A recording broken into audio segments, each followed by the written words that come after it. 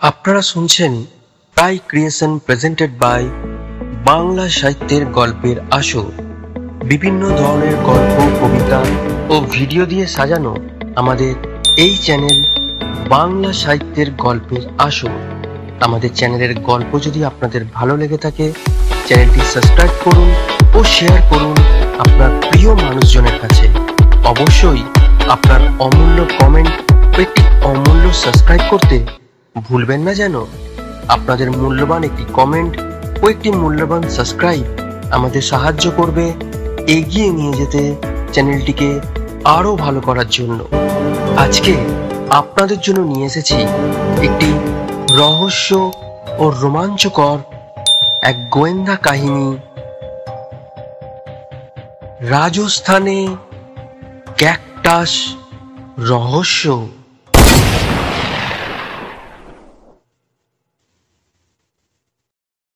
নির্দিষ্ট দিনে নির্দিষ্ট ফ্লাইটে জয়পুরে এসে নেমেছি। সেখান থেকে জয়সালমীর উঠেছি রাজস্থান ট্যুরিজমের যাত্রী নিবাসে। চারপাশে দিগন্ত বিস্তৃত মরুভূমি, মরুভূমির মাঝে আলাদিনের আশ্চর্য প্রদীপের ছোঁয়ায় যেন গজিয়ে উঠেছে আরব্য রজনীর এই শহর। প্রাসাদ, মন্দির, মসজিদ সবই সোনা রঙের বেলে পাথরে তৈরি। সকালের রোদ পড়লে সোনার মতো ঝলমল করে। ঠিকানাবিহীন একটি চিঠি। চিঠিতে ডক্টর অগ্নিশ্বর স্বনির্বদ্ধ অনুরোধ, সেই সঙ্গে ট্রেনের টিকিট আর হোটেল বুকিং এর রসিদ। তারপর সুরসুর করে কলকাতা থেকে জয়সালমীর। এভাবে আমার চলে আসা কি ঠিক হয়েছে? তাও আবার সামান্য একটা ক্যাকটাস গার্ডেন দেখতে।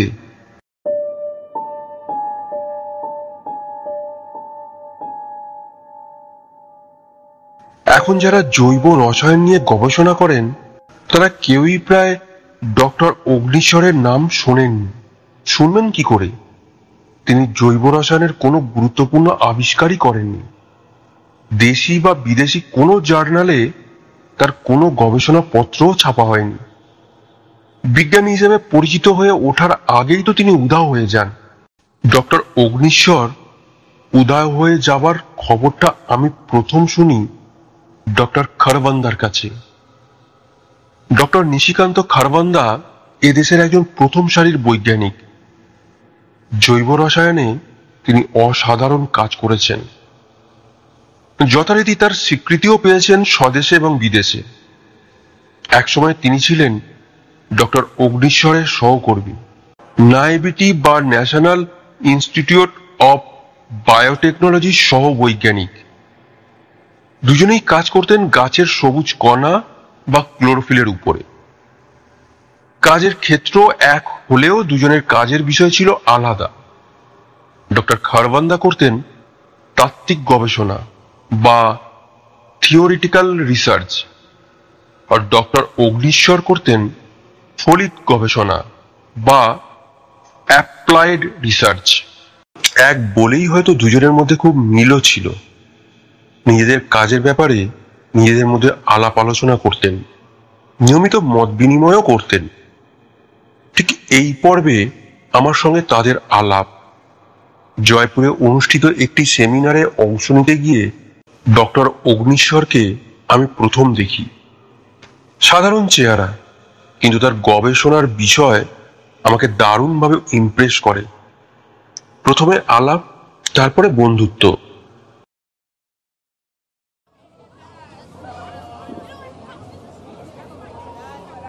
যাত্রী নিবাসে বসে থাকতে থাকতে হাঁপিয়ে উঠেছি, তাই সকালে বেরিয়ে পড়েছিলাম কেল্লার দিকটা ঘুরে দেখতে। দেখে বেরিয়ে আসছি, আমার পথ আটকে দাঁড়ালো একটি লোক। তাকে দেখে কাছেপিঠের কোনো গ্রামের লোক বলেই মনে হলো আমার। পাগড়ির ভিতর থেকে একটা চিরকুট বার করে এগিয়ে দিল আমার দিকে। আমি চিরকুটটা হাতে নিয়ে ঘুরিয়ে ফিরিয়ে দেখি। স্বাক্ষর দেখে বুঝতে পারি ডক্টর অগ্নিশ্বরের চিরকুট।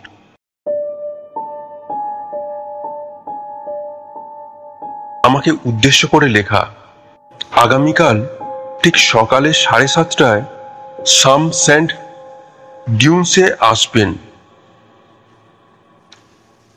জয়সলমীর শহর থেকে 30 কিলোমিটার। চারপাশে শুধু বালি আর বালি, বালির সমুদ্র। সমুদ্রের ঢেউ যেন এখানে এসে থমকে দাঁড়িয়েছে। বালির ঢেউয়ের মাথায় সকালের রোদ পড়ে ঝিকিমিকি করছে। গাড়ি করে এসেছি, আমাকে নামিয়ে দিয়ে ভাড়ার গাড়ি ফিরে গেল। কোথাও কোনো লোকজন নেই, নির্জন মরুপ্রান্তরে আমি একা। সহসা বালিপুরে মাথা তুলল একটি উট। উটের পিঠে সওয়ার, বালিয়াড়ির আড়ালে ছিল। তাই কি আগে দেখতে পাইনি? উটটি হেলতে দুলতে এসে দাঁড়ালো ঠিক আমার সামনে।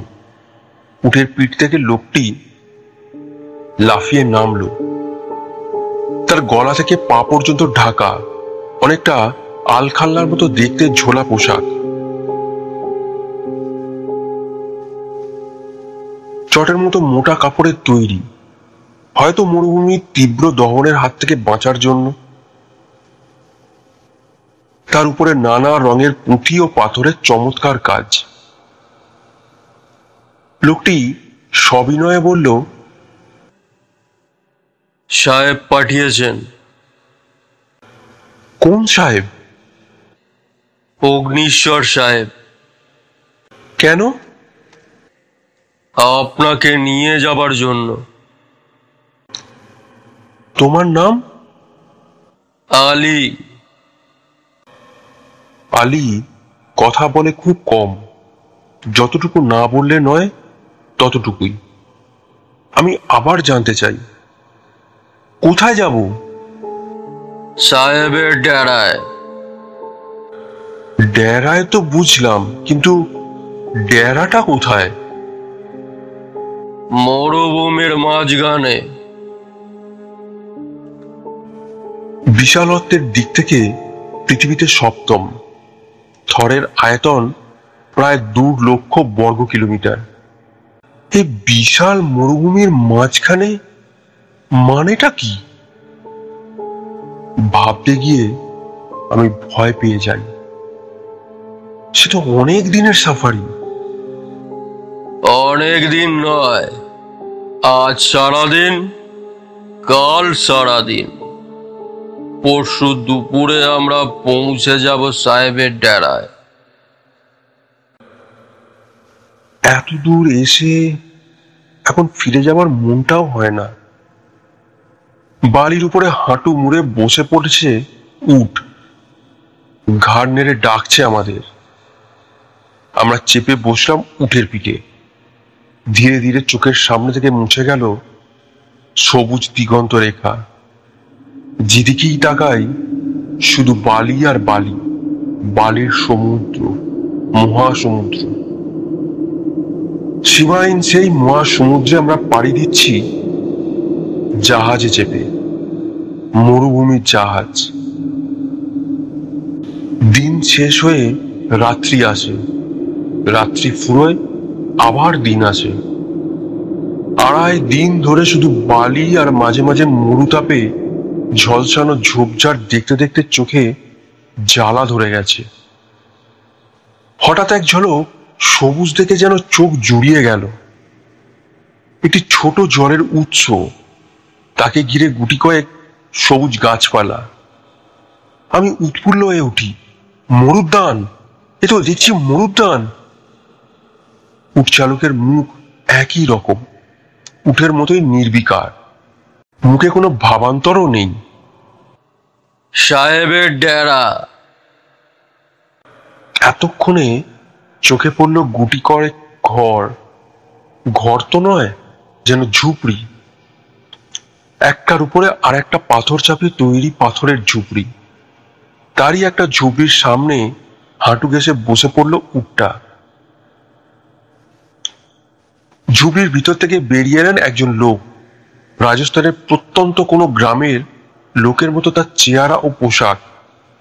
হাঁটু পর্যন্ত গোটানো রাজস্থানী কায়দায় পরা কাপড়, নিচের দিকে কুঁচ দেওয়া খাটো আংরাঙা, চিবুক পর্যন্ত নেমে আসা গালপাট্টা, পুষ্ট ও পাকানো গোঁপ, মাথায় মস্ত পাগড়ি, আর তার আড়ালে বুকের আধখানা ঢাকা।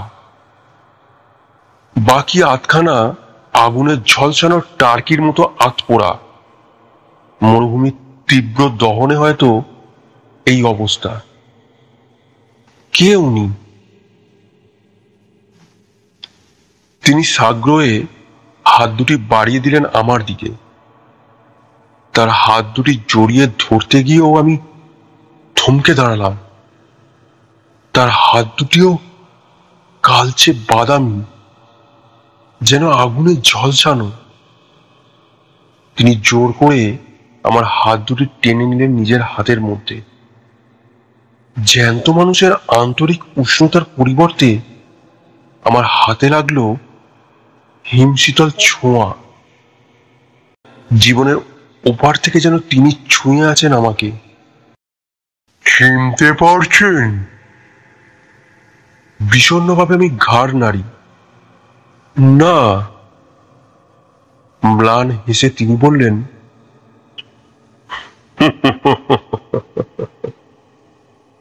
আমি অগ্নিশ্বর ওম প্রকাশ। বিশ্বাস করতে পারছি না।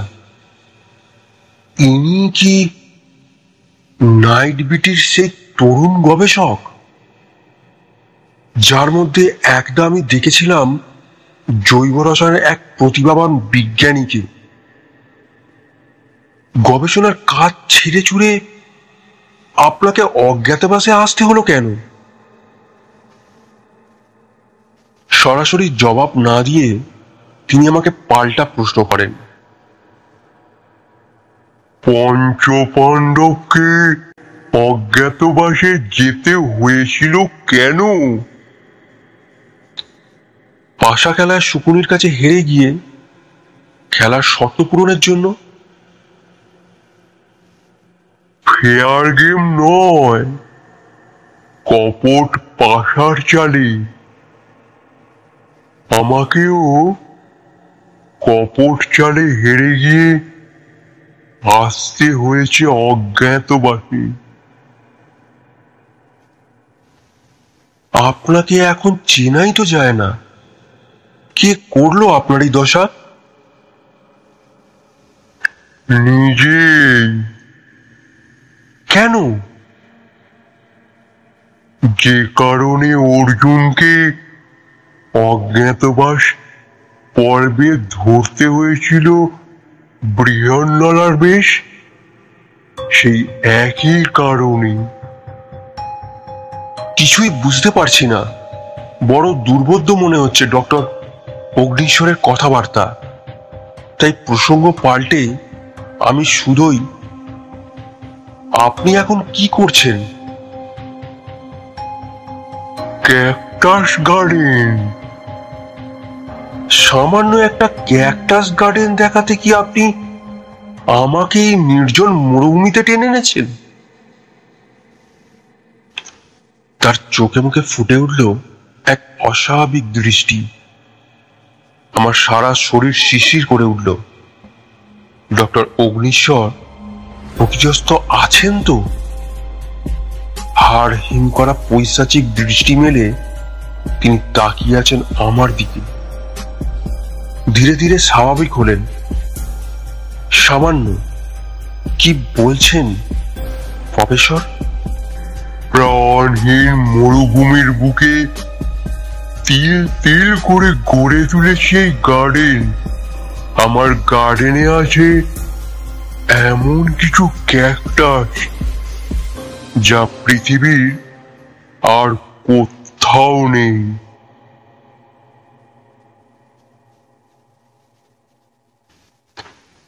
পাথরের ঝুবড়িগুলোর পিছনে একটা মস্ত বালিয়াড়ি, তার আড়ালে কাঁটা গাছের ঝোপঝাড় দিয়ে ঘেরা ডক্টর অগ্নিশ্বরের ক্যাকটাস গার্ডেন।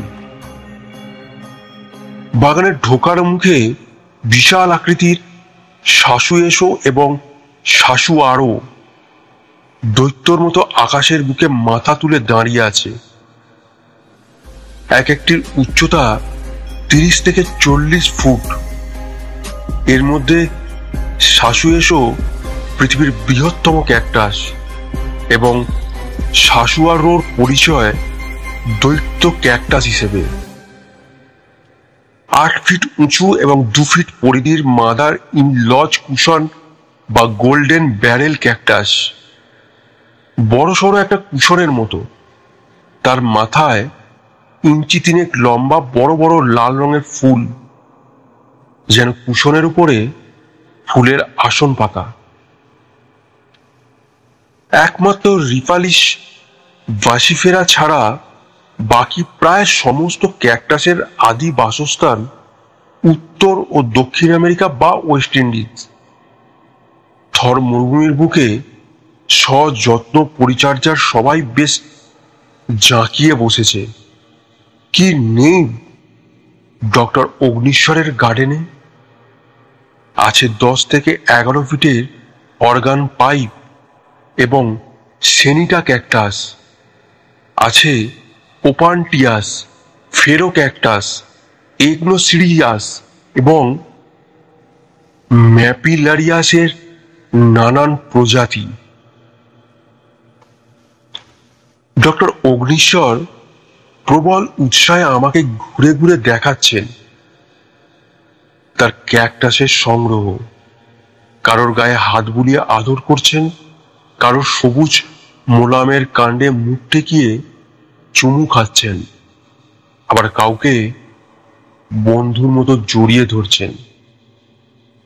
ডক্টর অগ্নিশ্বরের রকম সকম আমার কাছে বাড়াবাড়ি বলেই মনে হলো। গাছগুলি যেন তার কাছে গাছ নয়, জীবন্ত কোনো প্রাণী। একটা ছোট ক্যাকটাস, তার 4টি ক্ষুদে ক্ষুদে অংশ বালির মধ্যে প্রথিত।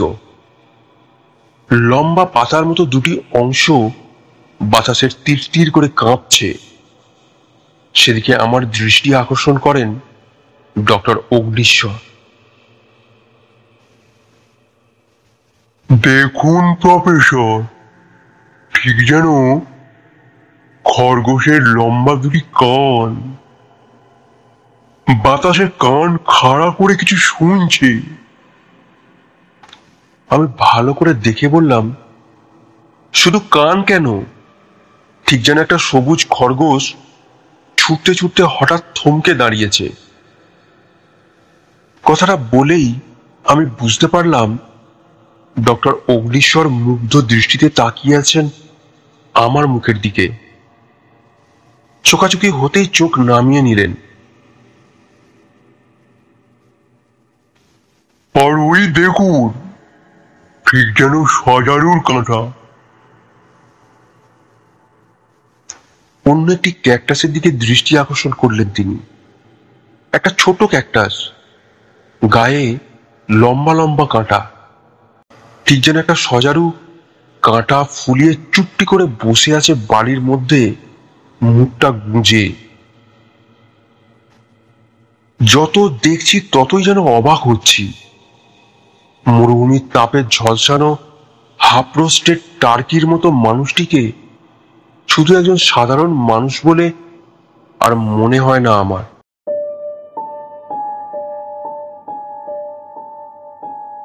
মনে হয় যেন কোনো বৈজ্ঞানিক অনুসন্ধিৎসা নিয়ে তার আবিষ্কারের রহস্য ধীরে ধীরে উন্মোচন করছেন আর এক বৈজ্ঞানিক সামনে।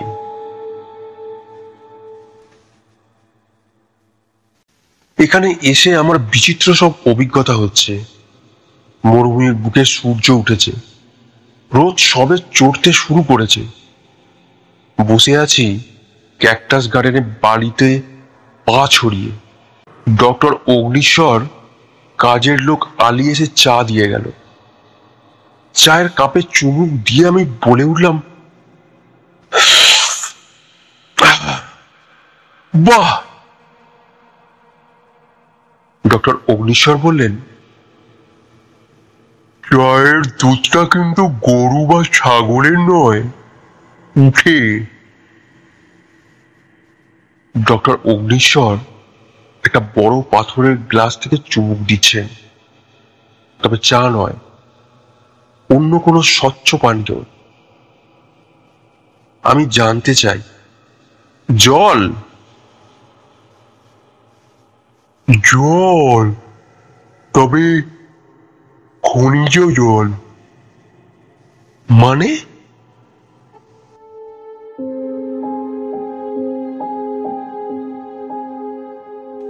জলের সঙ্গে কিছু খনিজ লবণ মেশানো আছে, এই যেমন nitrogen, phosphorus, potash, sulphur, magnesium ও ক্যালসিয়ামের খনিজ লবণ।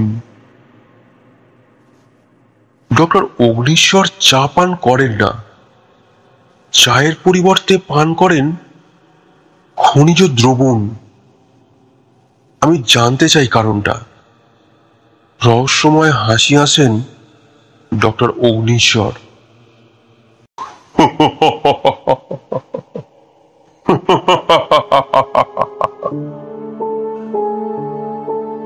মরুভূমির প্রচন্ড তাপ প্রবাহে শরীর ভালো থাকে।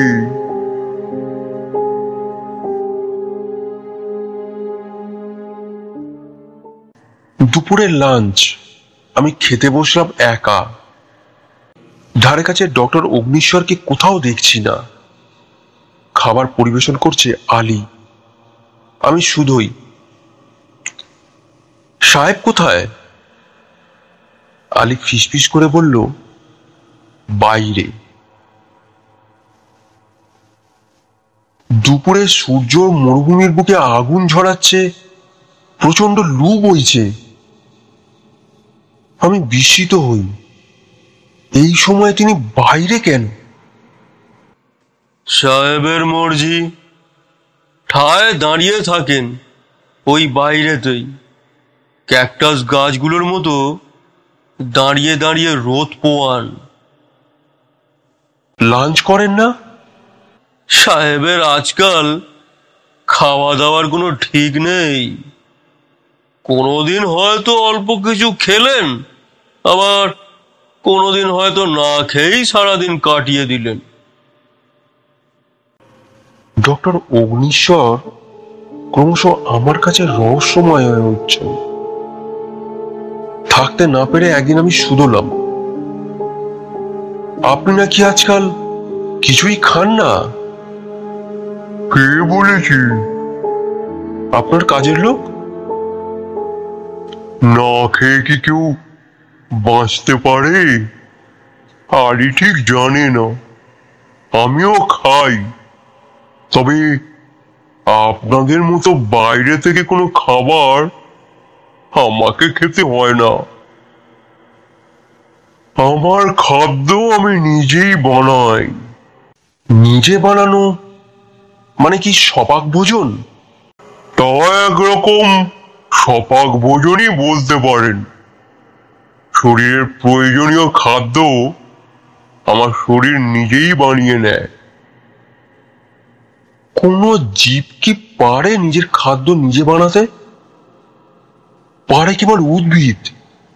গাছ মাটি থেকে শিকড়ের সাহায্যে শুষে নেয় জল, কাণ্ড বা পাতার রক্ত দিয়ে শুষে নেয় সূর্যের আলো।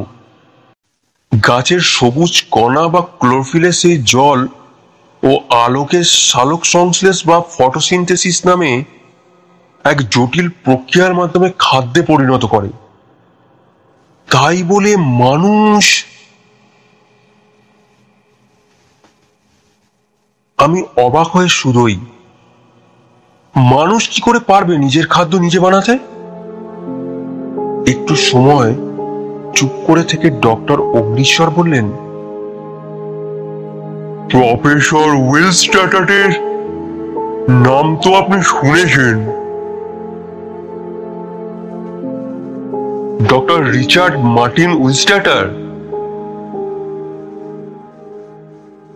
তাকে তো বলা যায় আধুনিক জৈব রসায়নের জনক।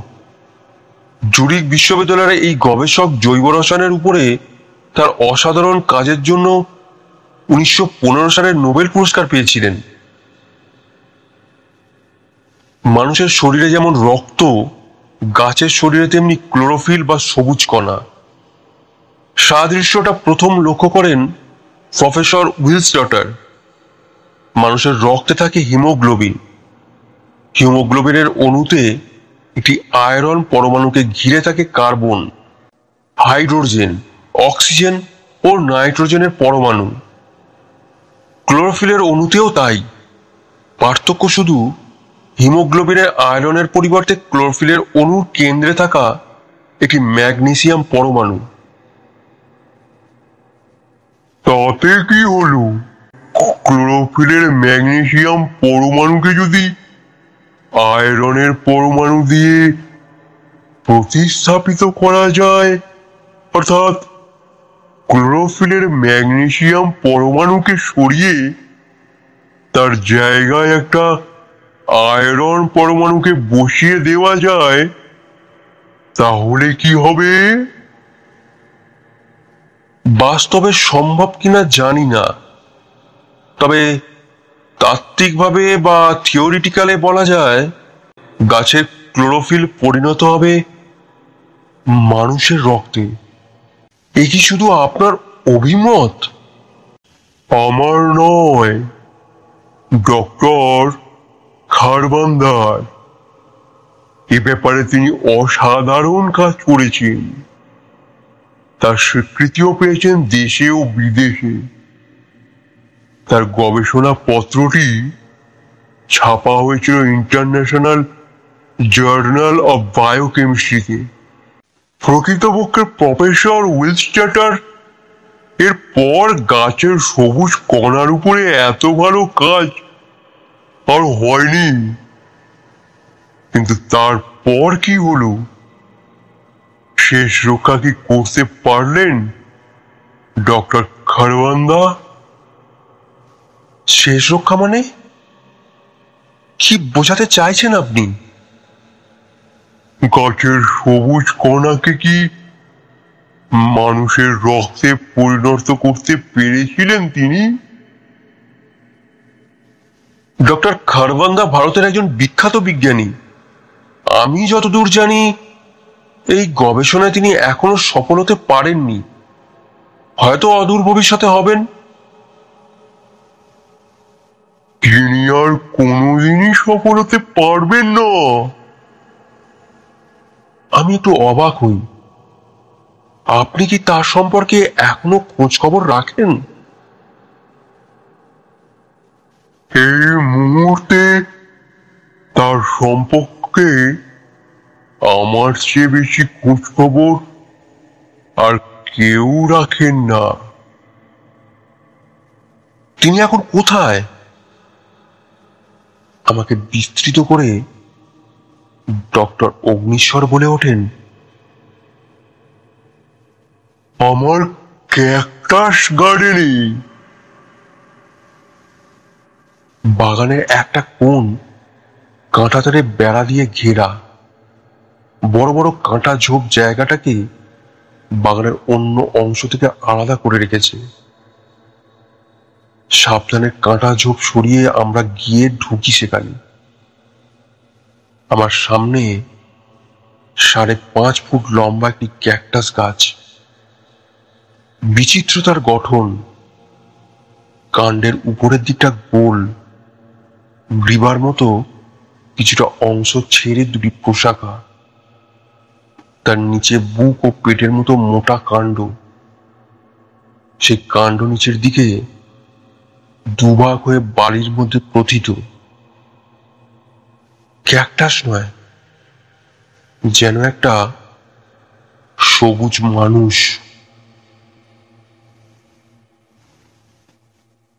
প্রচন্ড মরুতাপেও আমার শির দ্বারা বেয়ে হিমস্রোত নামছে। ভয়ে ও আতঙ্কে আমার গায়ের রং খাড়া হয়ে উঠেছে। নির্বিকার ডক্টর অগ্নিশ্বর অক্লেশে আঙুল তুলে বললেন, ডক্টর নিশিকান্ত খারবান্দা,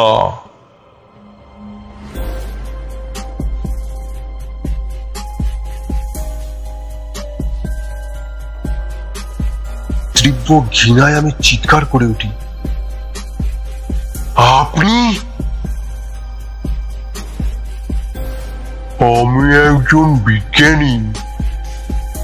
আমার সাম্প্রতিক গবেষণার সাফল্য আপনার চোখের সামনে। আমার ক্যাকটাস গার্ডেনের সবচেয়ে সেরা ক্যাকটাস ডক্টর খারবান্দা। একজন বিজ্ঞানী হিসাবে আর একজন বিজ্ঞানীর সাফল্যে আমার মাথা হেঁট হয়ে যায়।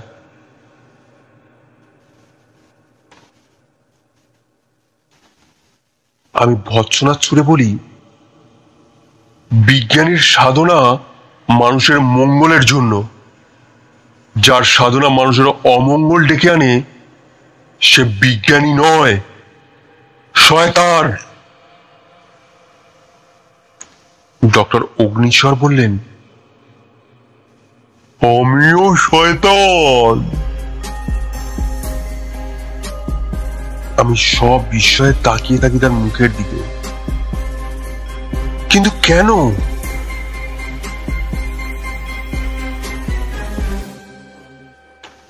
নাইট বিটিতে ডক্টর খারবান্দা এবং আমি ছিলাম পরস্পরের বন্ধু।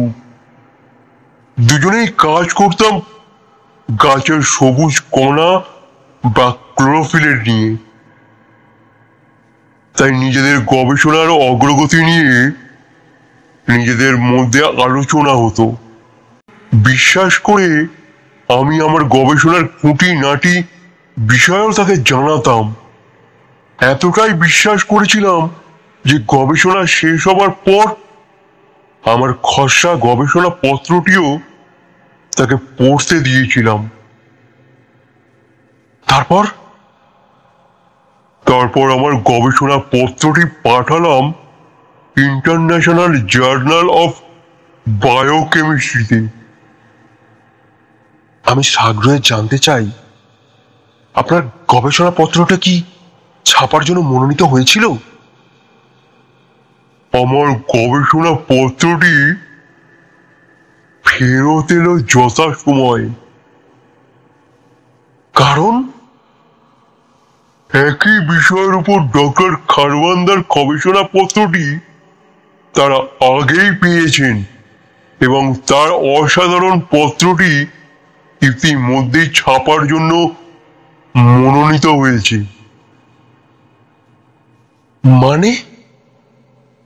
মানেটা খুব সহজ। অন্যের গবেষণার সাফল্য চুরি করে ডক্টর খারবান্দা রাতারাতি হয়ে গেলেন বিজ্ঞানী, আর আমি সকলের অজ্ঞাত সারে হারিয়ে গেলাম চিরকালের জন্য। এ তো ঘোরতর অন্যায়। আপনি প্রতিবাদ করেননি কেন? তাতে কোনো লাভ হতো না। ডক্টর খারবান্দা আমার গবেষণার সাফল্য চুরি করেছেন একথা হাতে নাতে প্রমাণ করার মতো কোনো অকাট্য প্রমাণ আমার কাছে ছিল না। সেই দুঃখেই কি আপনি সব ছেড়ে ছুড়ে অজ্ঞাতবাসে চলে এলেন?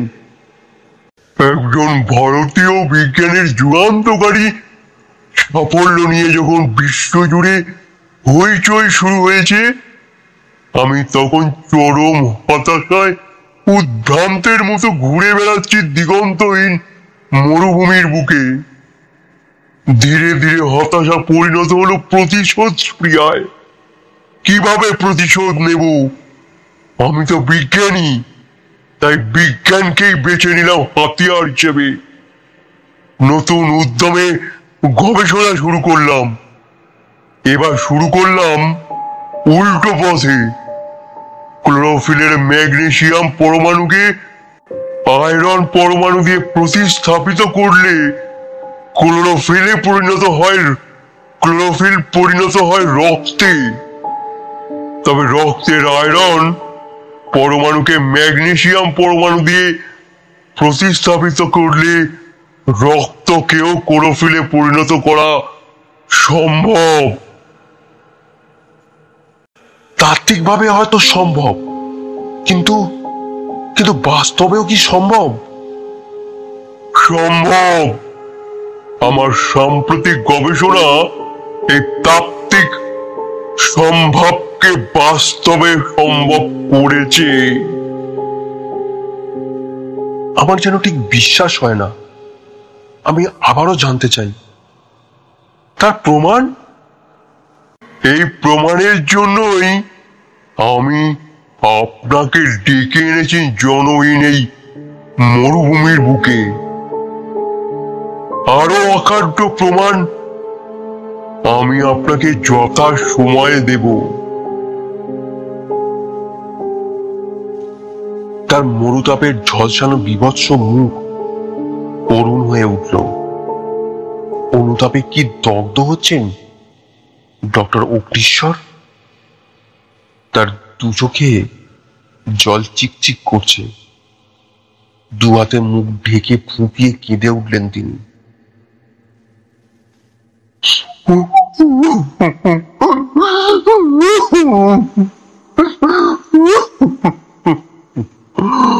আমি মানুষ নই, বিজ্ঞানীও নই, আমি শয়তান।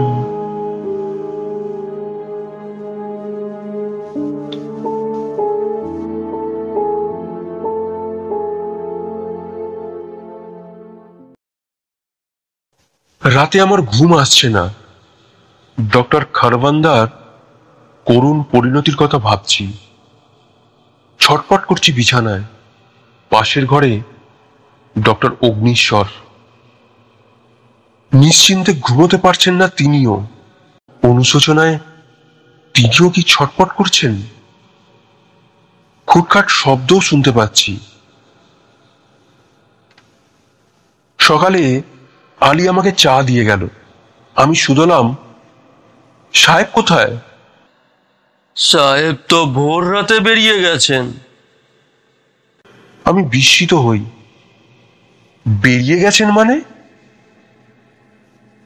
বললেন জরুরি কাজ, ফিরতে দিন কয়েক দেরি হবে, আপনাকে থাকতে বলেছেন। কোথায় গেলেন? কেন গেলেন?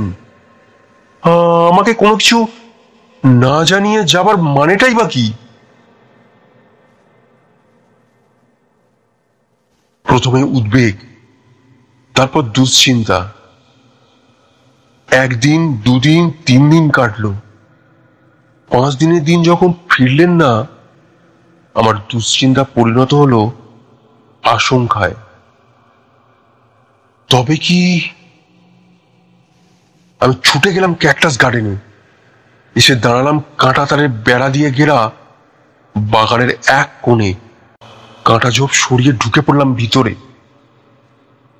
একটি নয়, দুটি হুবহু মানুষের আকৃতি দুটি ক্যাকটাস।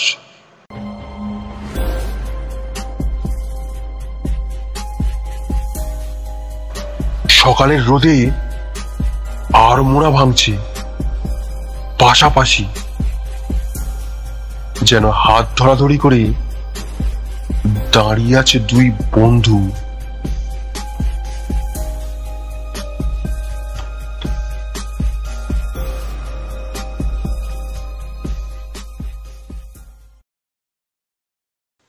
এতক্ষণ শুনছিলেন একটি রহস্য ও রোমাঞ্চকর গোয়েন্দা কাহিনী, মরুভূমিতে ক্যাকটাস রহস্য। আবার আমরা ফিরব সামনের সপ্তাহে ঠিক এইরকমই আরও একটি রোমাঞ্চকর গল্প নিয়ে। আমাদের চ্যানেলের গল্প যদি আপনাদের ভালো লেগে থাকে, চ্যানেলটি সাবস্ক্রাইব করুন ও শেয়ার করুন আপনার প্রিয় মানুষজনের কাছে। অবশ্যই আপনার অমূল্য কমেন্ট ও একটি অমূল্য সাবস্ক্রাইব করতে ভুলবেন না যেন। আপনাদের মূল্যবান একটি কমেন্ট ও একটি মূল্যবান সাবস্ক্রাইব আমাদের সাহায্য করবে এগিয়ে নিয়ে যেতে চ্যানেলটিকে।